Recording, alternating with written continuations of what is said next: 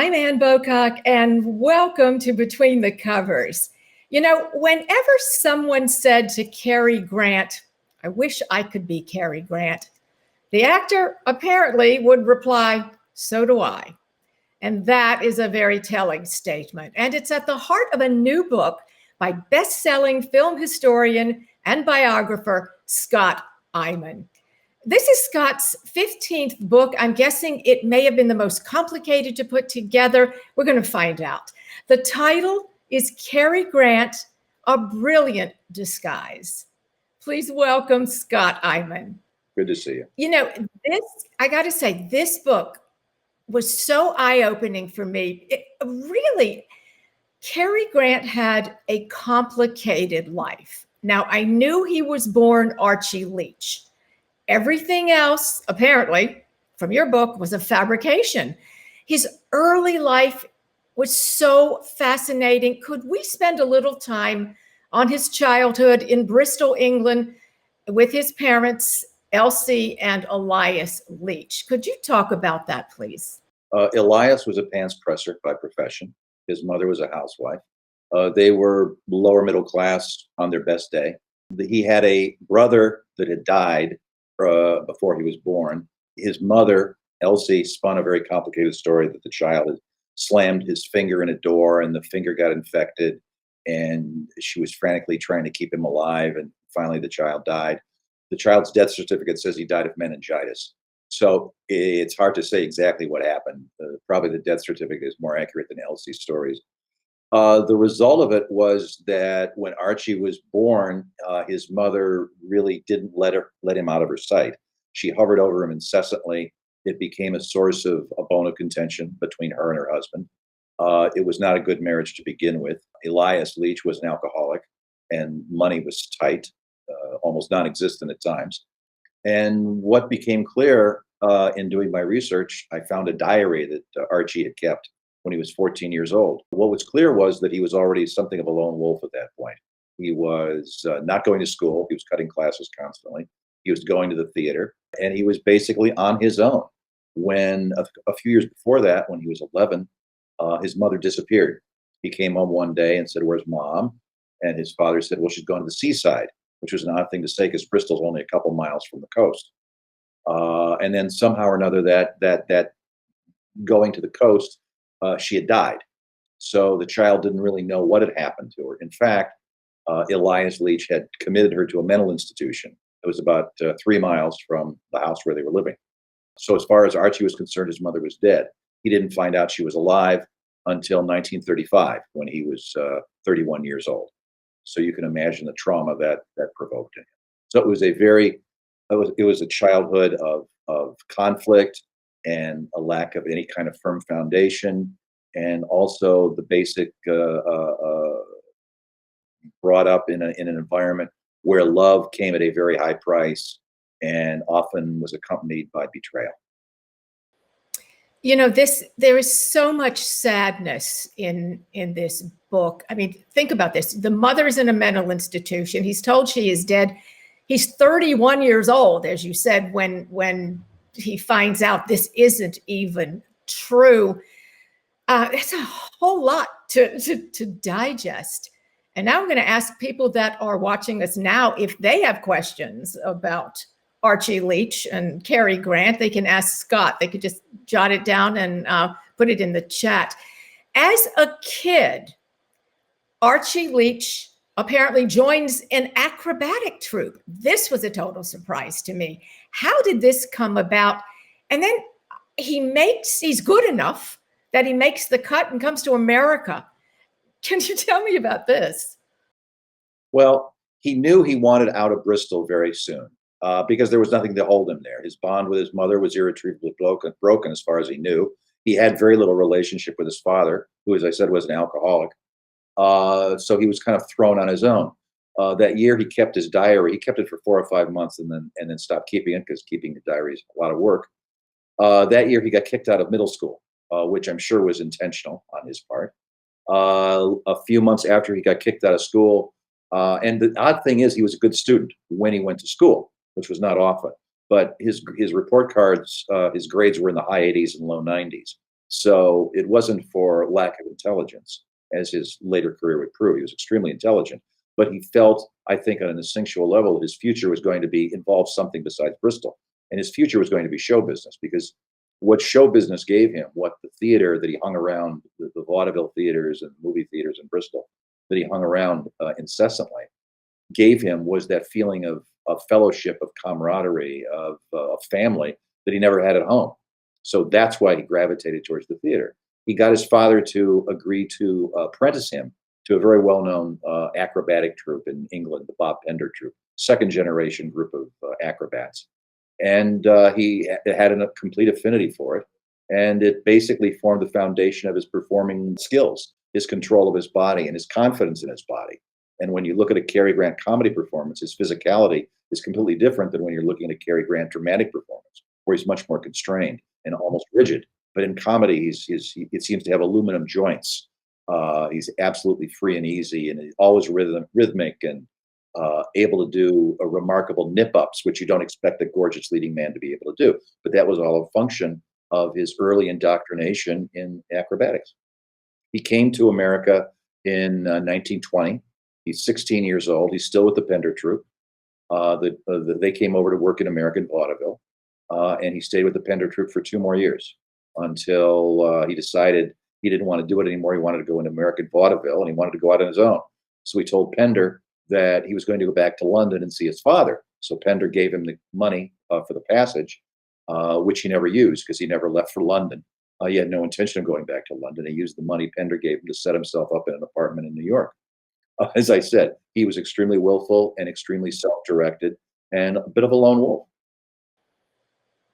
I kind of love that he used these lies to remain in the United States. To me, that was pretty revealing. There was an enormous amount of research, Scott, that you had to do for this book. What do you say this was your most complicated? You've done, what, 14, 15 biographies.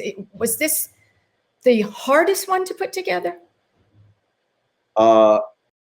In terms of research, it was close to the hardest. In terms of a central character, it was definitely the hardest. The difference between someone like Cary Grant and some of my other subjects like John Wayne or Louis B. Mayer or Ernst Lubitsch or John Ford. Louis B. Mayer and Ernst Lubitsch, and they knew who they were. They had a very firm foundation, a psychological, concrete foundation for who they were and what they wanted out of life. Archie Leach didn't have that firm foundation. He was in a constant. The Cary Grant character was an incremental construct. He went into the movies in the end of 1931, started making movies in 1932, and he put the character together piece by piece over a period of about 5 years. The early Cary Grant is not the Cary Grant we know and love. The early Cary Grant is like an 8x10 glossy. He's gorgeous, and he's obviously a born movie star, but he doesn't actually project anything. He's sort of an 8x10 glossy. So he gradually learned that in movies, you have to do the same thing that he learned how to do in the theater, is project a personality. And what he came up with was a bit of this and a bit of that. And by 1937, Cary Grant is fully formed. But it was an agonizing process, because at no point was the Cary Grant persona a reflection of the Archie Leach persona. The Cary Grant persona is a performance, to put it simply. Archie Leach was the actual man. Cary Grant was the performance. And as I say in the book, Cary Grant was the greatest performance of his life. That says a lot, Scott. Cary Grant was such a huge star, and with unbelievable longevity in Hollywood, because what did he do? 70 films, I think, and I don't think he ever aged. What was that special quality? And do you think he was the greatest light comedian ever? Oh, not just that. I think take a Cary Grant double feature of His Girl Friday and Notorious, Hitchcock's Notorious. I can't think of another leading man of his generation or of ours who could play both those parts as well as he played them. I mean, he was an astonishingly adept physical and verbal comedian, obviously. And I don't think there's anybody in his league at the time or since. But because he was very sparing in deep dramatic parts, success was important to him. Money was important to him. So he would deviate from the Cary Grant persona, kind of suave and debonair, and really only sweating when he's being pursued by a crop dusting plane across the fields of Kansas in something like North by Northwest. But he would take on only occasional serious dramatic roles. Only he would kind of circle them like a wary cat before he committed, because that was something a little closer to who he actually was, as opposed to the light comedian Cary Grant. Is there anybody today that you would say embodies this same sense of timing, this same appeal? The only actor I can think of who approaches Grant would be, I think, George Clooney, who's a very good comedian in a kind of straight-faced slapstick way, and also has that quality of men want to be like him and women want to be with him, equally appealing to both men and women. But on the other hand, George Clooney's career has downshifted to a considerable degree. He hasn't had anywhere near the longevity that Cary Grant put together. Cary Grant had a 40-odd year career before he walked away from the movies. And that is very hard to sustain on the highest level. And he did sustain it on the highest level. We have a question from Eileen Cogdell, and she wants to know, do you have a favorite Cary Grant movie? I don't know that you can narrow it down to one, can you? No, there's different aspects of Cary Grant that I love. For pure slapstick, I love Bringing Up Baby and His Girl Friday. For drama, I like Notorious. And for a star vehicle, I like To Catch a Thief. Most people would say North by Northwest. I kind of prefer To Catch a Thief because it's in south of France. It's got Grace Kelly, et cetera, et cetera. And you can't go wrong with Hitchcock in the south of France and Grace Kelly. But his batting average was extraordinarily high. He made very few outright stiffs. They're there. I mean, there's once he becomes Cary Grant in 1936-37, and he firms up who he wants to be and what he wants to project, his batting average is extraordinarily high. After that, I don't think he made more than 6 or 8 just outright flops. And very few actors have the ratio of hits to misses that he did. Is that because he stayed within a certain character, that he needed a certain director? Was he just smart enough to know what roles were meant for him? He did. He was careful about directors. He was careful about scripts. He was actually very neurotic about scripts. His method, his repetition. What he tended to do was sign to do a movie and then deeply regret that he'd signed it. He signed to do North by Northwest for a huge payday, probably the best payday he ever had. And then the more he read the script, the more worried he got, and because there didn't seem to be any there. And admittedly, I think the script for North by the Northwest on the page might seem a little thin, but he is working for Alfred Hitchcock, and Alfred Hitchcock had never failed him before. So you think, well, he could maybe relax. No, he couldn't relax. Another factor is that after a certain point, that point being the late 1940s, he absolutely refused to play anybody that was defeated by life. He would not go there. I think as he aged, the emotional cost of revisiting a childhood that he regarded as catastrophic was simply too much, and he wanted to play men who mastered life, not men who were defeated by life. So he turned down movies like A Star Is Born, the Judy Garland version. He turned down The Third Man. Orson Welles got the part of Harry Lime. He turned down Sabrina with Billy Wilder. He turned down Love in the Afternoon for Billy Wilder, not because the parts bothered him, but because Billy Wilder made him nervous, because Billy Wilder had sharp elbows and could be sarcastic. And he liked directors who were in complete control and calm, and where everything was proceeding according to plan. And Wilder was a little high energy for him. He made him nervous, so he never worked for Billy Wilder. It drove Billy Wilder nuts, because pictures like Sabrina and Love in the Afternoon are tailor-made for Cary Grant, and he just wouldn't work for Billy Wilder. So he was very painstaking about how he would be presented in movies. Did he also turn down a James Bond role? Well, that's the legend, but I don't buy it. I mean, he was thought of, and he would have been ideal for James Bond and Dr. No. But the budget for Dr. No was $1 million, all in. And Cary Grant at that point was way earning more money than that. They couldn't possibly have afforded Cary Grant for Dr. No. That was their ideal, Cary Grant. And one of the things that Sean Connery brought to the part was he looked good in a tux, and he also had that somewhat sadistic edge to his personality. Cary Grant only had once or twice in Notorious. He could portray that, but it wasn't necessarily something he enjoyed doing. But Cary Grant would have been ideal for the producers of Dr. No, but they never could have afforded it. Scott, we have a question from Ed who wants to know, did Cary Grant have favorite actors or actresses that he preferred to work with? His favorite actress was Grace Kelly, hands down.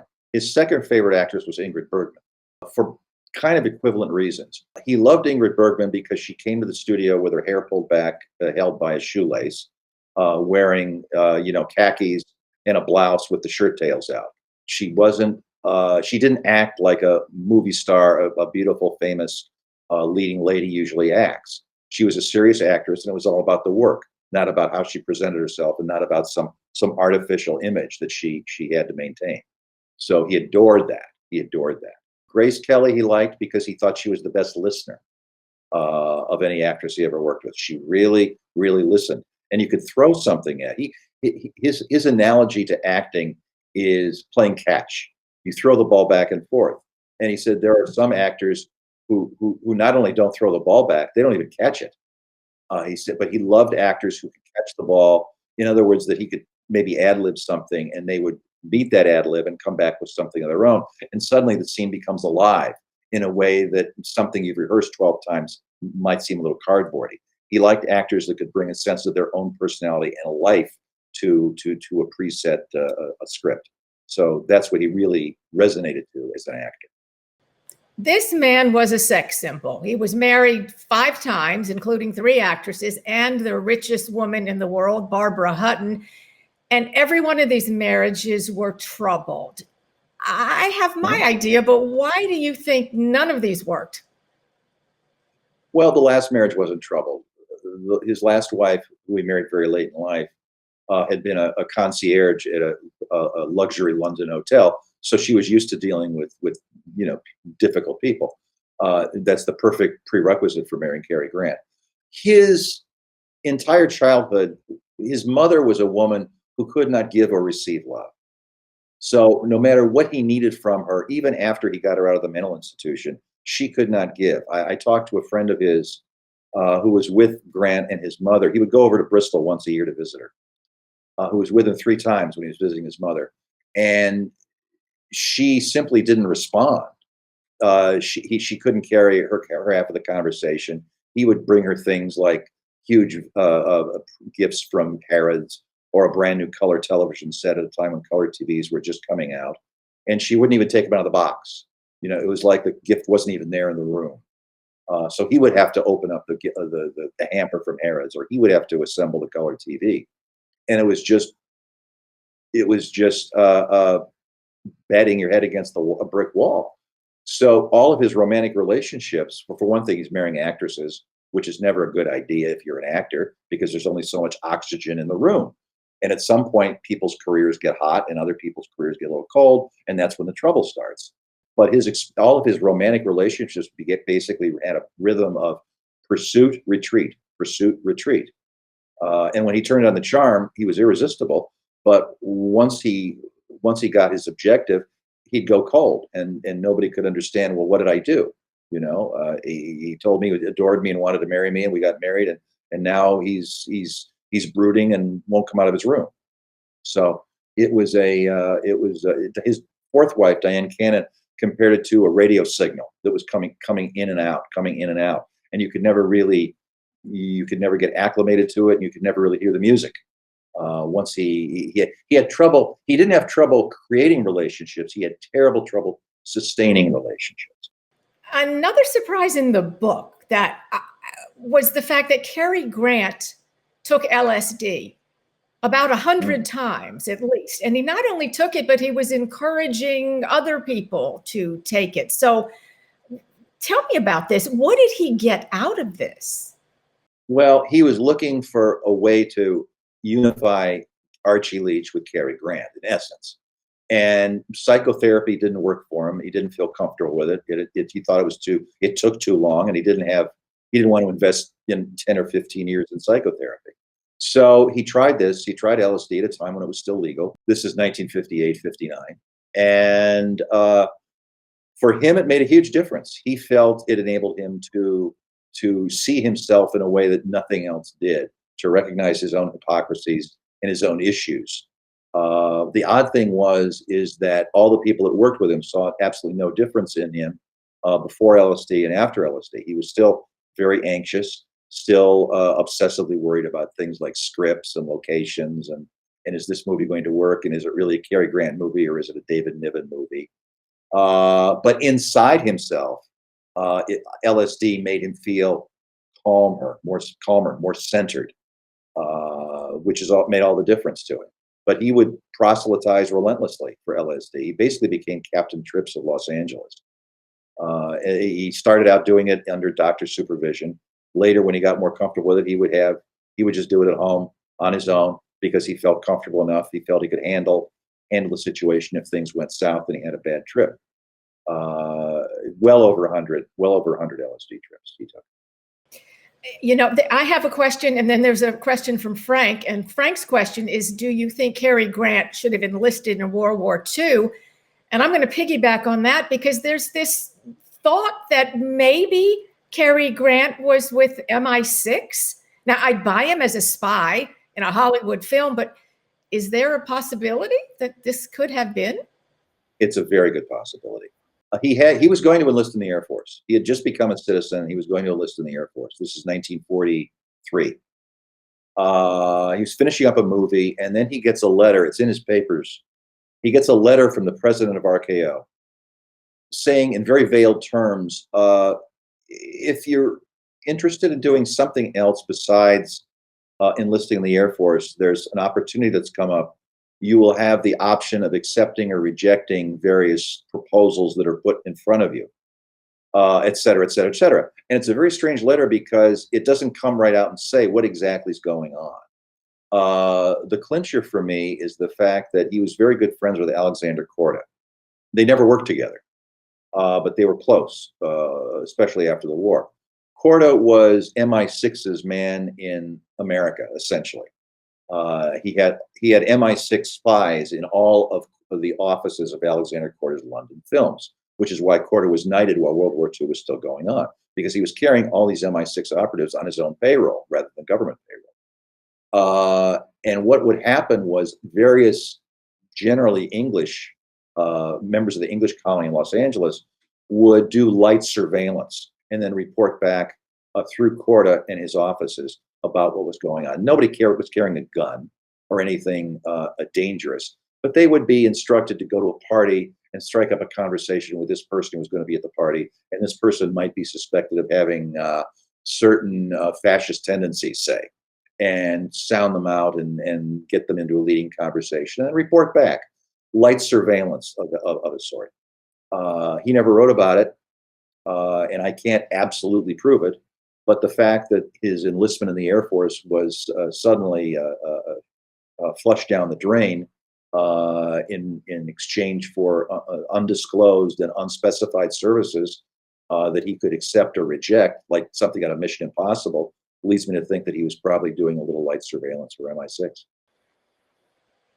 Interesting. In just the seconds that I have left here, I want to know why you think we still care about Cary Grant today, and how do you think the films hold up now?